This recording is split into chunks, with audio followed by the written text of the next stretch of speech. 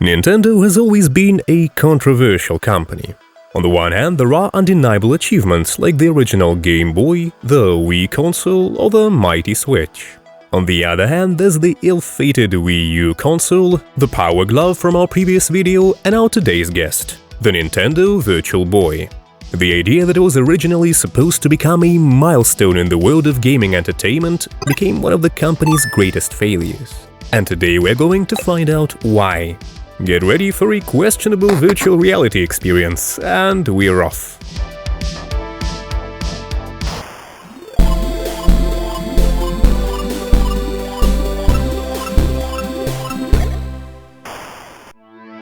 Oddly enough, our today's story doesn't start with Nintendo. Once upon a time, in year 1985, there was a company called Reflection Technology who had made a red LED display called Scanned Linear Array. It was ocular, which allowed to make a prototype VR device called Private Eye, take a game about tanks, shove it inside, and go knocking on investors' doors. The guys were told to shove the device up their bum not only by such colossal companies as Mattel and Hasbro, but even by Sega. And as we know, Sega wasn't exactly picky. However, the technology piqued Nintendo's interest. Their decision is understandable. The thing is unique enough to spark interest without the fear of competition at the same time. Plus, the company could once again double down on its status as the industry's innovator. After the super successful SNES and Game Boy, it would be a perfect timing. 世界で初めての完全立体映像ゲーム機バーチャルボーイ In 1991 or 1992, the deal between Nintendo and Reflection was settled, which allowed the development to begin. Neither company had a clear image of what exactly the future console should be, but back then it wasn't an issue. The project, codenamed VR32, was entrusted to one of three divisions of Nintendo's research and development. One of them was working on the upcoming N64, which back then hadn't yet lost the word Ultra in its title, but we'll come back to it later. In charge of the development of the VR32 was Gunpei Yokoi, a very talented engineer known for his contribution to the original Game Boy. So what could go wrong in such safe hands? Surprisingly, almost everything, and the engineers are not to blame. The industry has entered the transition from 2D to 3D, which was making its impact. In addition, there was the infamous conflict with Sony, which both created a formidable competitor in the form of PlayStation and delayed the release of N64. Nintendo was now not the only player on the market, which meant that the development of the Virtual Boy had to be accelerated. Overall, it was an understandable decision, but rushing the development of an experimental project was sure to affect the quality of the product. The black and red screen was also left from the Private Eye for a reason. First, the color counterpart would have been insanely expensive, and second, color red is perfectly visible against a black background, while the black color also allowed to make the space of games with mediocre graphics much deeper. Plans for the console's portability and motion tracking were also scrapped because of Japan's product liability law of 1995 and concerns about headaches, dizziness, and other unpleasant effects the device may cause. Thus, the console gained the stylish but impractical legs. The "what is that" was amplified by the joystick, which not only had two crosses, but also the console's power supply installed in it. In the meantime, the N64 was not only pushing the release date of the Virtual Boy, but was also eating up the team's labor force. As Yokoi later said, he never planned to release the console in such a cut-down form.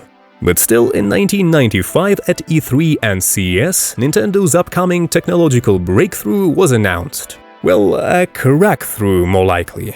The games looked stylish, the device's performance was consistent, but the console's problems were already evident. First of all, it was about its absolutely stupid form factor. Nintendo was still mumbling something about portability, but it was as if the headset stand was designed to be equally uncomfortable in any position. Of course, taking it with you for a journey was out of question, unless you used Angry Video Game Nerd's solution to the problem.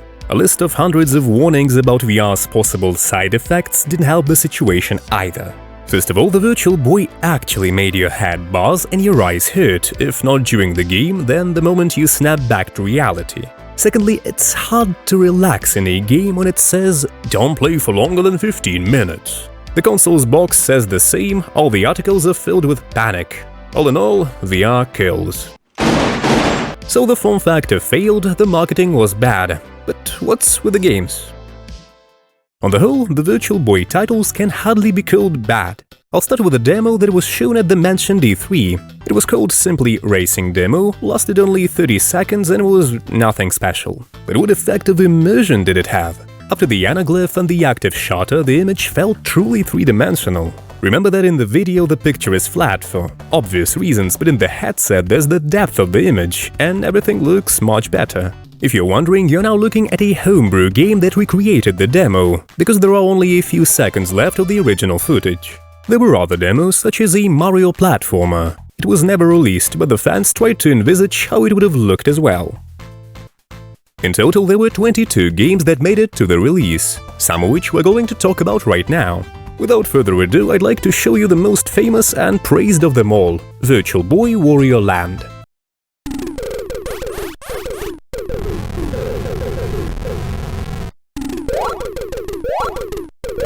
It's a sequel to Wario Land, Super Mario Land 3, which was a spin-off to the Mario Game Boy series. Leave a like if you want a video of me filing all the Italian plumber games.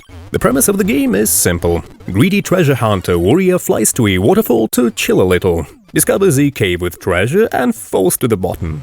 Naturally, he wants to climb back up to all the loot, so the player has to make his way through the levels while collecting treasures and hats that grant various buffs, and occasionally fight funny bosses. Like in the Mario demo, sometimes the level would move the protagonist to the background, making the location even more volumetric. At the end, spoilers ahead, Wario flew back home. But how exactly would he do it? Depended on the amount of valuables you collected, the time it took to beat the game, more or less than 2 hours, the difficulty level, and collecting all 10 special treasures.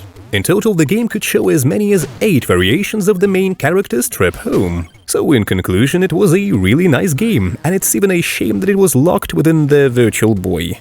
I'd love to play its port on, say, the 3DS.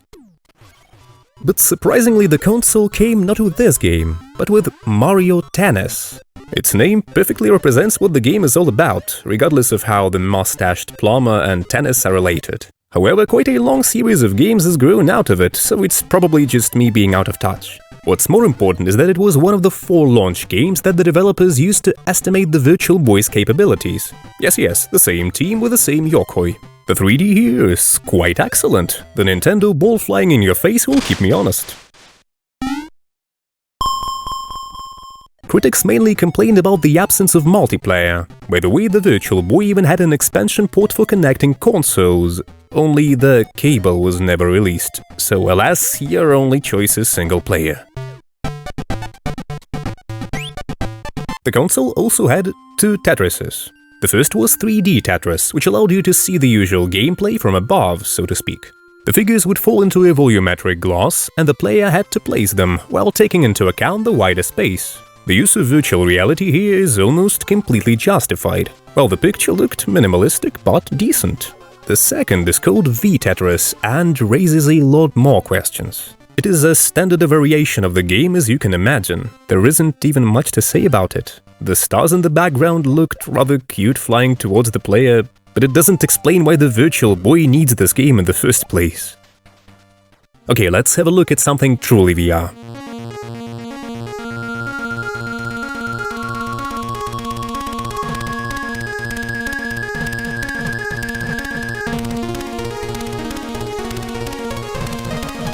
Here we have a Telero Boxer, a first-person boxing simulator. The gameplay heavily resembles the classic Punch-Out! The left cross and shift were used to punch and block on the left, while the right cross and shift were responsible for the same thing on the right. And that was all you needed to know for successful face pummeling.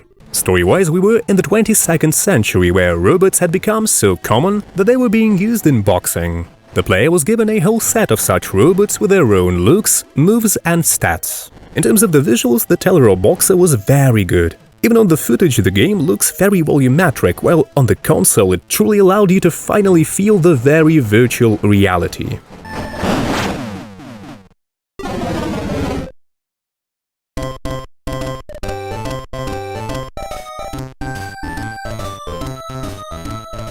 For the sake of variety, I'd also like to show the unreleased game called Bound High. You had to play as a robot called Chalvo defending the Earth from aliens. Well, at least that was the story.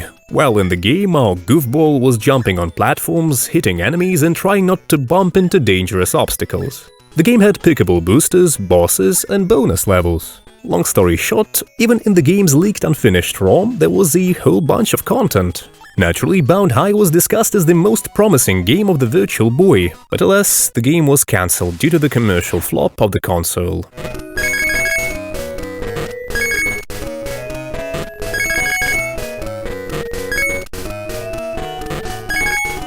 As were many other releases. At least 26 titles including Bound High have been cancelled, and these are just the ones we know about. Including the games about Donkey Kong and Mario, GoldenEye 007, some Pot of Worms, and there were even rumors of Star Fox and Street Fighter. Also in development there were actual convenient variants of headset stands and mounts instead of the impractical legs, a rechargeable battery instead of a load of batteries, and the link cable.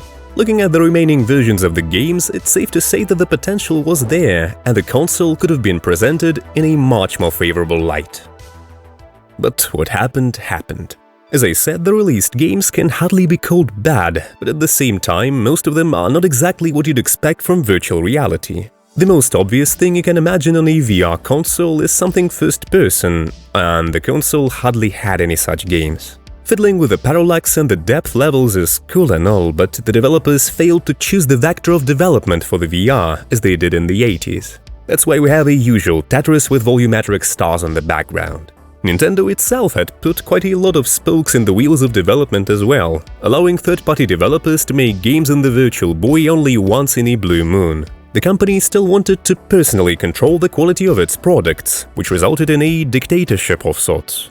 Apart from tight development deadlines, a crappy form factor, screwed-up marketing, player health issues, and, as we found out, a poor selection of games, another problem was the price of the device – $180. That was less than the price tag of its competitors Saturn and PlayStation, but not that much less, so there was no reason in splashing out and buying the Virtual Boy, when you could save some more and buy a proper console. Nintendo tried to save as much money on the production as possible, but that didn't help to lower the starting price either. Of course, it eventually dropped, but it was already too late. The funniest part was that the Virtual Boy was also forced to compete with the Game Boy, which was cheaper, more functional, and didn't liquidize your eyeballs after 15 minutes of gameplay. The outcome was harrowing. After 6 months and 770,000 sold headsets, Nintendo realized the sad state of affairs and withdrew the console from the market. The Virtual Boy also never made it to Europe or Australia, remaining an American-Japanese exclusive. A truly sad story to tell in the dark.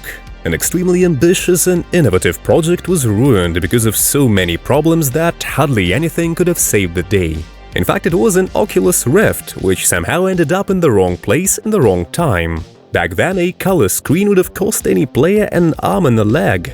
But the mount, the power supply, and the marketing actually could have been done on a much better level. Paying more attention to the games also would have been nice.